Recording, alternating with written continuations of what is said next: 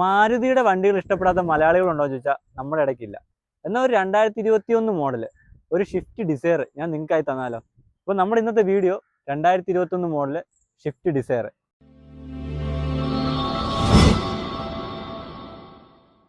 ഈ വണ്ടി വരുന്നത് സെക്കൻഡ് ഓണർഷിപ്പാണ്. ഏകദേശം 38,000 കിലോമീറ്ററാണ് ഈ വണ്ടി ഓടിയിരിക്കുന്നത്. 2021 മോഡലാണ് നമ്മുടെ ഈ ഷിഫ്റ്റ് ഡിസയർ വരുന്നത്.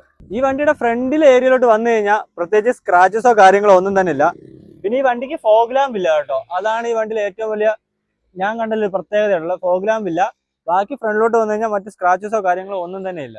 അതുപോലെ തന്നെ ഈ വണ്ടിയുടെ സൈഡ് ഏരിയസിൽ വന്നാലും മറ്റ് സ്ക്രാച്ചസോ കാര്യങ്ങളോ ഒന്നും തന്നെ ഇല്ല.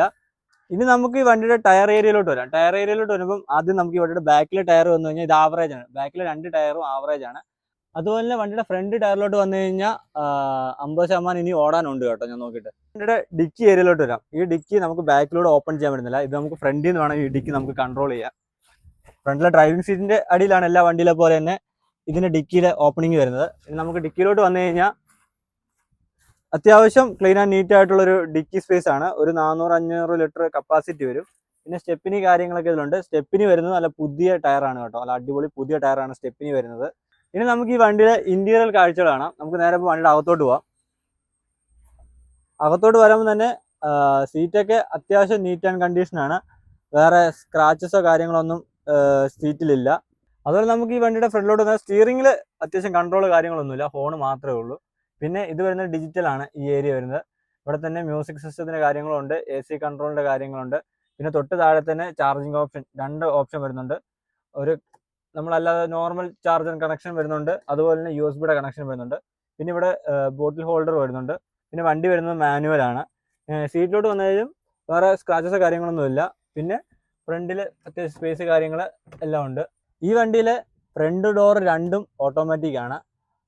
പിന്നെ മിറർ നമ്മൾ മാനുവൽ കൺട്രോളാണ് വരുന്നത്. ഓട്ടോമാറ്റിക് കൺട്രോൾ അല്ല, മാനുവൽ കൺട്രോളാണ് വരുന്നത്. ഇനി നമുക്ക് ഈ വണ്ടിയുടെ ബാക്ക് സൈഡിലോട്ട് വരാം. ബാക്ക് സൈഡിലോട്ട് വരുമ്പോൾ തന്നെ അത്യാവശ്യം നീറ്റായിട്ടുള്ളൊരു സീറ്റ് കാര്യങ്ങളൊക്കെ ഉണ്ട്. ഈ വണ്ടിയിൽ വേറൊരു പ്രത്യേകത ഉണ്ട് കേട്ടോ. ഈ വണ്ടിയിൽ വരുന്നത് ബാക്കിലെ വിൻഡോ അത് മാനുവലി നമ്മൾ കറക്കി തന്നെ താക്കുകയും വേണം, കറക്കി പൊക്കുകയും വേണം. ഇനി നമുക്ക് ഈ വണ്ടിയുടെ എഞ്ചിൻ റൂം, എല്ലാ വണ്ടിയുടെ എഞ്ചിൻ റൂം നമ്മൾ കാണിച്ചു തരാറുണ്ട്. ഈ വണ്ടിനെ കാണിക്കാതിരിക്കില്ല. അപ്പോൾ നമുക്ക് ഈ വണ്ടിയുടെ എഞ്ചിൻ റൂം കാണാം.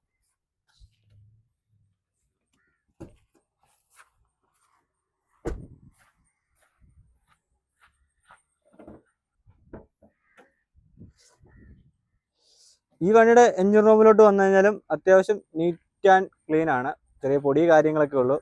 വേറെ എഞ്ചിൻ റൂമിൻ്റെ സൈഡിൽ നിന്ന് സ്ക്രാച്ചസോ കാര്യങ്ങളോ ഡാമേജസോ ഒന്നുമില്ല. കൂടെ ഒന്ന് വണ്ടി എടുക്കുമ്പോൾ ചെക്ക് ചെയ്ത് നോക്കാവുന്നതാണ്. അപ്പം നമ്മുടെ 2021 മോഡൽ ഷിഫ്റ്റ് ഡിസയറിൻ്റെ കാഴ്ചകൾ ഇത്രയേ ഉള്ളൂ. അപ്പോൾ നമ്മുടെ ഈ വണ്ടി കിടക്കുന്നത് കാട്ടാക്കട കുച്ചപ്പുറത്തുള്ള നമ്മുടെ ബെസ്റ്റ് ചോയ്സിലാണ്. അവരുടെ നമ്പർ ഞാൻ താഴെ കൊടുത്തിട്ടുണ്ട്.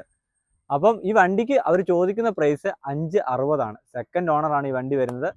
വേറെ സ്ക്രാച്ചസോ കാര്യങ്ങളോ ഡാമേജസോ ഒന്നും തന്നെ ഉള്ളതല്ല ഈ വണ്ടി.